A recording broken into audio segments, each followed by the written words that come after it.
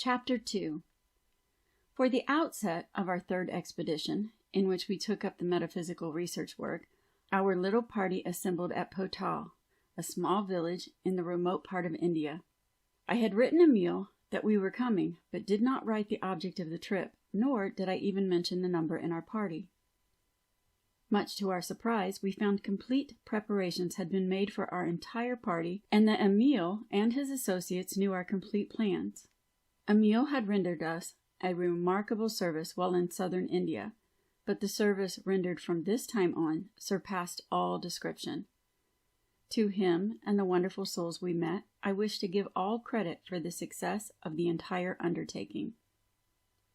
We arrived at Potal, from where the expedition was to start, late in the afternoon of December 22nd, 1894, and we found we were to start Christmas morning upon what was to be the most memorable expedition of our whole lives. I never shall forget the few words Emile said to us that morning. These words were delivered in fluent English, although the speaker did not boast an English education, and he had never been out of the Far East. He began by saying, "'Tis Christmas morning. To you, I suppose it is the day Jesus of Nazareth, the Christ, was born. To you the thought must come that he was sent to remit sins. To you he must typify the great mediator between you and your God. You seem to appeal to Jesus as a mediator between you and your God, who seems to be a stern and at times an angry God sitting off somewhere in the place called heaven, located where I do not know, except it be in man's consciousness. You seem to be able to reach God only through his less austere and more loving Son, the great and noble one, whom we all call blessed, and whose advent into this world this day commemorates. To us this day means more. To us this day not only means the advent into the world of Jesus, the Christ, but also this birth typifies the birth of Christ in every human consciousness. This Christmas Day means the birth of the great Master and Teacher, the great liberator of mankind from material bondage and limitations. To us, this great soul came on earth to show more fully the way to the real God, the great omnipotent, omnipresent, omniscient one. To show that God is all goodness, all wisdom, all truth, all in all. This great Master who came to this world this day was sent to show more fully that God not only dwells without us, but within us, that he never is, nor can be, separated from us or any of his creations, that he is always a just and loving God, that he is all things, knows all, and is all truth. Had I the understanding of all men, it is beyond my power to express to you, even in a humble way, what his holy birth means to us.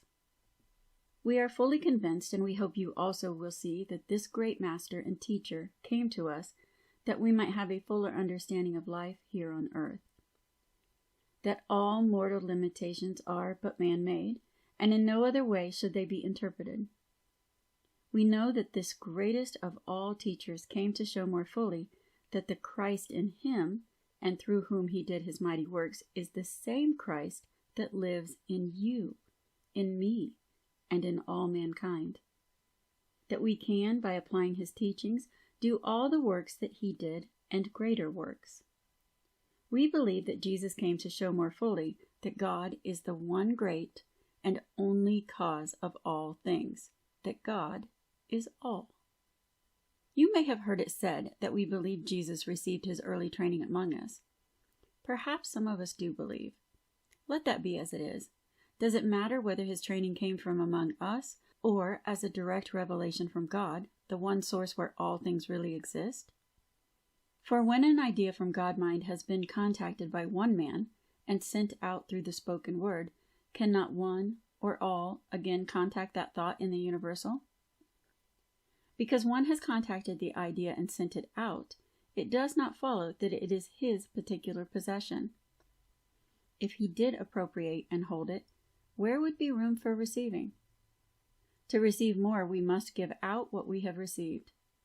If we withhold what we receive, stagnation will follow, and we will be like the wheel that generates power from the water and suddenly, of its own volition, begins to withhold the water which it is using.